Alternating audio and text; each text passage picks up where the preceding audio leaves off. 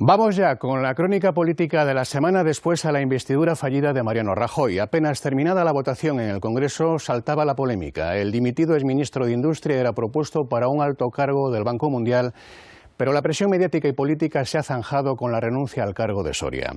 El asunto ha estado más que presente en el debate sobre la búsqueda de gobierno. El rey no hará por el momento ronda de consultas, según comunicó a la presidenta del Congreso, y Pedro Sánchez ha realizado su ronda en la que destacan 10 minutos de conversación telefónica y desacuerdo con Mariano Rajoy.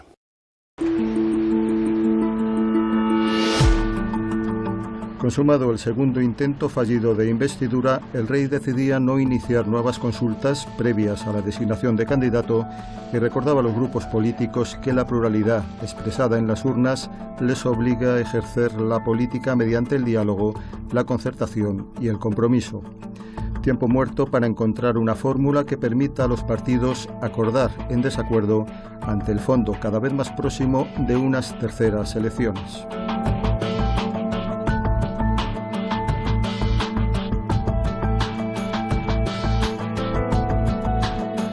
El Partido Popular convocaba al comité de dirección, Sánchez y Rivera a sus respectivas ejecutivas, Podemos al Consejo de Coordinación. El enigmático anuncio por el socialista de iniciar consultas con los demás partidos, pero sin postularse candidato, era la única novedad en este largo día de la marmota política. Pero la posibilidad apuntada el viernes por Sánchez de un pacto con Podemos y Ciudadanos era rechazada por las dos formaciones. Toda la situación política española deriva de las rupturas sociales que ha producido la crisis, que ha afectado muy fuertemente a la izquierda, la ha dividido en dos prácticamente, además dos bloques muy difícilmente conciliables, con referentes ideológicos y trayectorias personales muy distintas, tanto en los dirigentes como en los votantes, y ha fracturado también el centro derecha y en este caso más afectado por los problemas de corrupción entre un partido mayoritario con 7 millones y medio de votos y otro con 3 millones y medio de votos.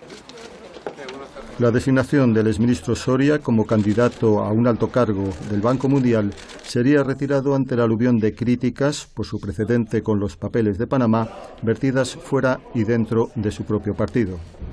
El Partido Popular, que quiere que nada cambie, y el ejemplo más ilustrativo de lo que les expongo es la candidatura avalada por el Gobierno de España y también por el presidente del Gobierno en funciones, el señor Rajoy, de José Manuel Soria, un exministro que tuvo que dimitir por el escándalo de los papeles de Panamá para un puesto de importancia en el Banco Mundial.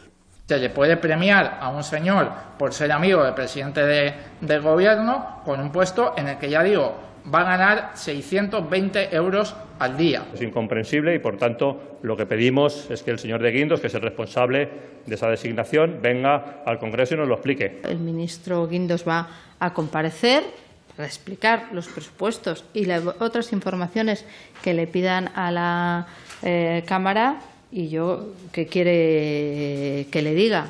El nombramiento no se ha producido porque el señor Soria ha decidido que renunciaba a esa posición.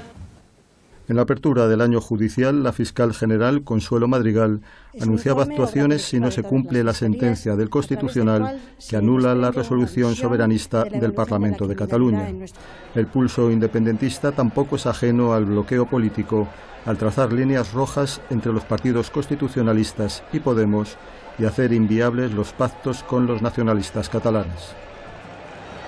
Los problemas territoriales, sobre todo la insurrección institucional de Cataluña, la manifiesta amenaza de proclamar una independencia unilateral, invalida para las coaliciones a Esquerra y a Convergencia.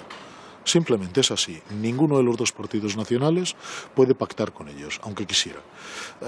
Esto es un serio problema que bloquea la situación seguramente en la aritmética parlamentaria. El comienzo el jueves de la campaña electoral gallega y vasca añadía un elemento más de paralización a la espera de unos resultados en los que el socio de un PNV presumiblemente vencedor, según la encuesta del CIS, pero necesitado de apoyos, podría pedir la recíproca en el Parlamento Nacional. Un compás de espera que aproxima el punto sin retorno del 31 de octubre a las terceras elecciones. En lo único que parecen coincidir todos los partidos es en la necesidad de evitar su convocatoria el día de Navidad, acortando, por ejemplo, la campaña electoral. Es peculiar que una ley electoral, que llevamos tanto tiempo hablando de la necesidad de modificarla, se modifique exclusivamente para modificar el día de una votación. Pero si parece que existe acuerdo político entre todos los partidos, técnicamente se podría hacer, y se podría hacer en un plazo de, como mucho, 2 semanas. La propia ley electoral ha contribuido al bloqueo político, aprobada en un escenario radicalmente distinto al actual, cuando facilitaba la gobernabilidad en un panorama político dominado por el bipartidismo. 39 años después de su aprobación, todos los partidos políticos parecen coincidir en la necesidad de reformarla. Lo que acaba generando esas desproporciones no es el sistema de reparto, en concreto a día de hoy la ley DONT, sino ese mínimo de diputados que se otorgan a cada provincia. A partir de ahí, con ese límite previo, es necesario apostar por un modelo que prime la gobernabilidad, como hizo la Constitución del 78 y la ley electoral del año 77 previa, o en la que se premie la representación, la proporcionalidad, que es lo que parece que de una forma u otra pide una sociedad actual con un electorado mucho más fragmentado.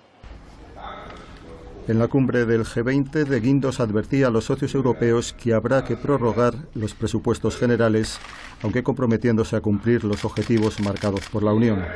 La principal consecuencia, la imposibilidad de nuevas inversiones en la administración pública. El impacto más importante a corto plazo está en las autonomías, porque quedan afectadas la sanidad y la educación. Y eso afecta especialmente, por el lado de la educación, a las generaciones jóvenes. Pero en el ámbito de la administración central quedan afectadas las pensiones.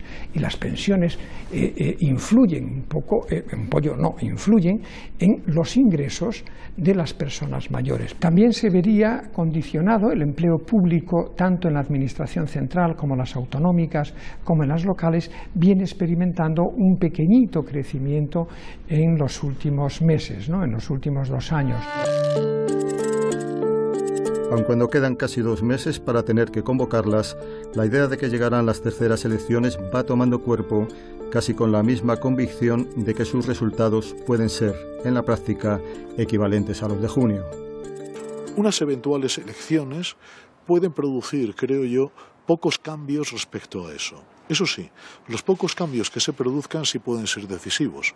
Es decir, podrían afectar a media docena a una docena de escaños, que realmente no son muchos, pero sí permitir que haya una mayoría en un sentido u otro. Que no puede haber terceras elecciones. Es que hay que comprender que unas terceras elecciones lo que estarían diciendo es corrigiendo la voluntad, las preferencias políticas que ya han expresado los ciudadanos. Yo ya he expresado la mía. Usted, líder político, no puede venir a cuestionármela. El periodo más largo que vivió en España un gobierno en funciones fue de 62 días, en 1996, cuando José María Aznar tomó el relevo a Felipe González mediante los 181 votos sumados por el PP, Convergencia, PNV y Coalición Canaria. Ahora estamos a punto de superar los 320 días.